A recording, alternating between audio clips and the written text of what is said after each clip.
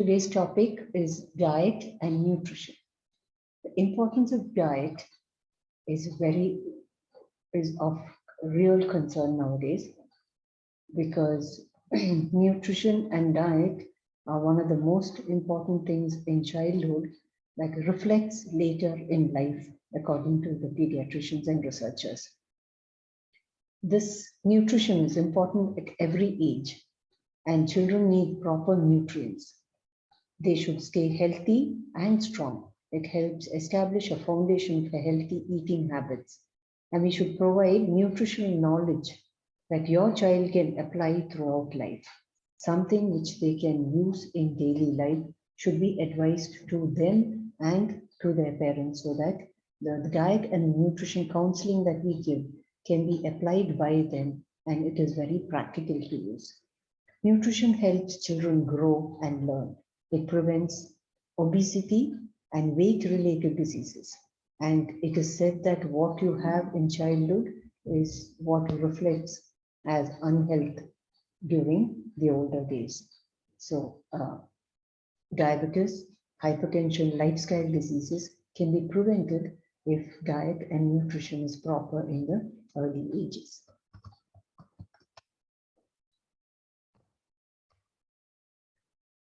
Nutrition and child development. Nutritional status of children during critical period is of paramount importance for later physical, mental, and social development. Now, outcomes of inadequate diet would be poor growth, poor cognition or learning capacity, poor muscle development, reduced work capacity, poor social development, and high rates of illness, which will reflect on the school absence. So difficulty in school in learning and absence from school will reflect on them if the diet is inadequate. Now, importance of nutrition. Eating habits established now impact food habits and health later in life. As I told you, what you eat now during your childhood is what reflects on your health during later days. Obesity or the fat cells which are deposited during childhood, they tend to stay on, they are retained, and the hunger increases and the obesity goes on increasing later in adulthood. So toddlers and preschoolers need adequate intake in order to achieve full growth and developmental potential.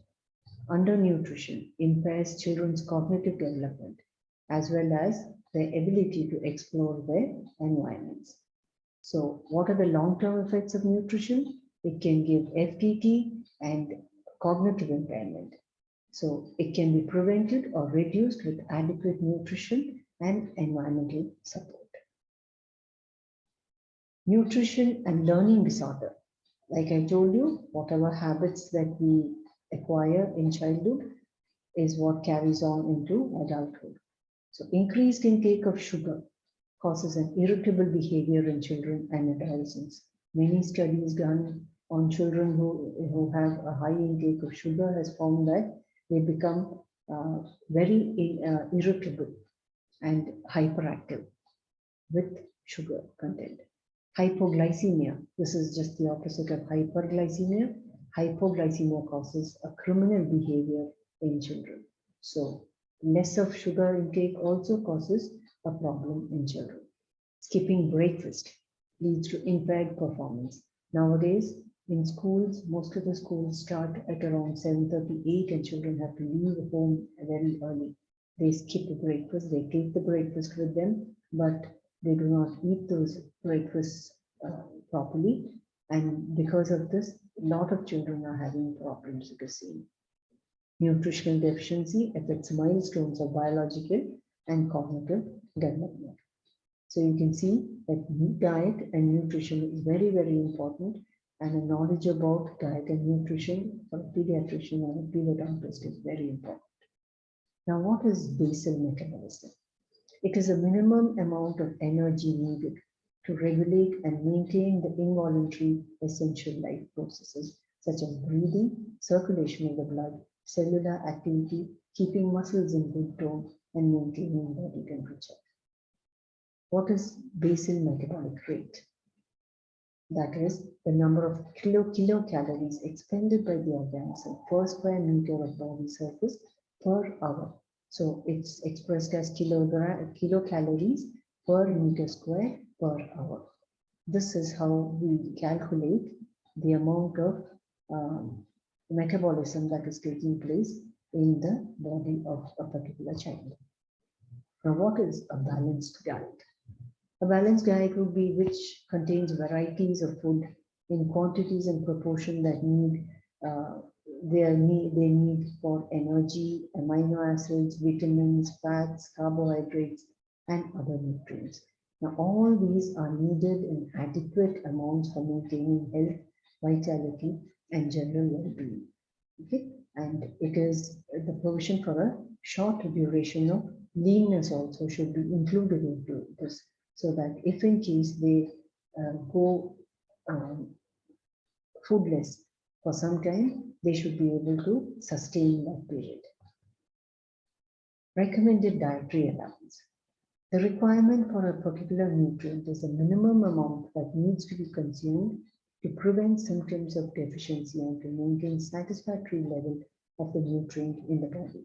This means that every element, every mineral, every nutrition that is there should be in minimum amount, maximum amount or minimum amount in the body. The minimum amount should be available to the body so that these children grow up healthy and they stay healthy, they grow healthy.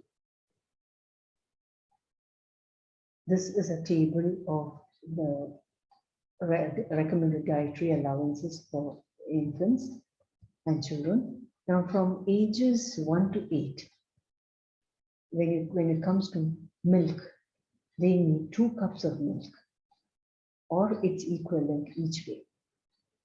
In children in the age group of 9 to 18 years, they need 3 cups. And the norm is not to overfeed.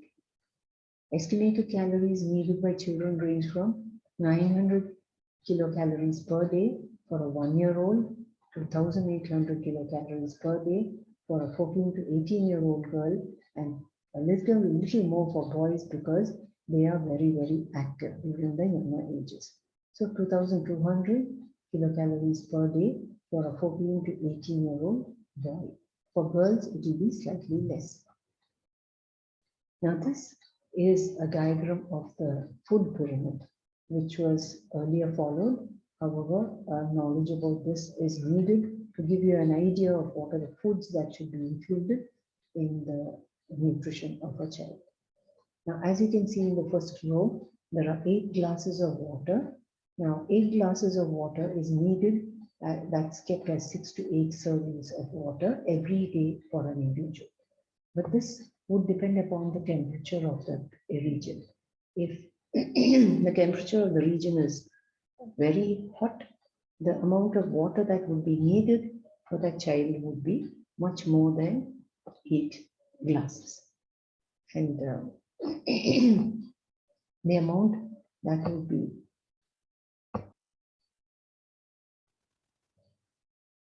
the next group that has to be included would be the cereals, bread, pasta, and rice.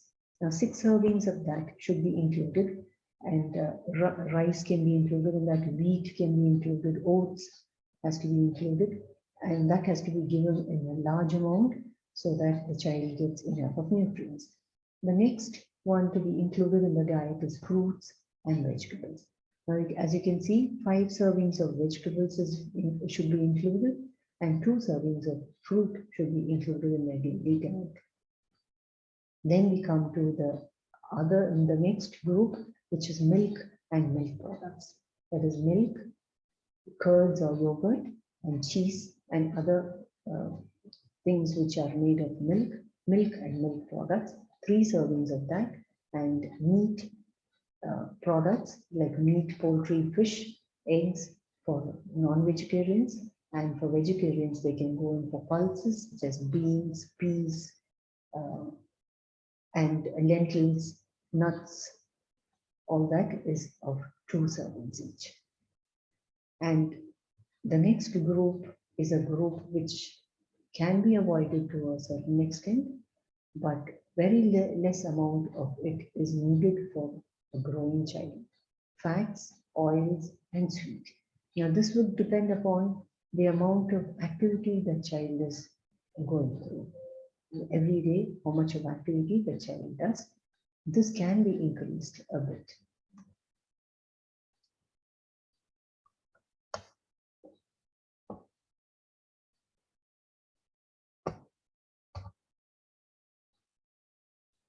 This is just a modification of the food guide pyramid, except that they've shown some scales here that is for exercise. So all this food should be included in your diet along with exercise. This is my plate. This is a recent one which is followed for an individual.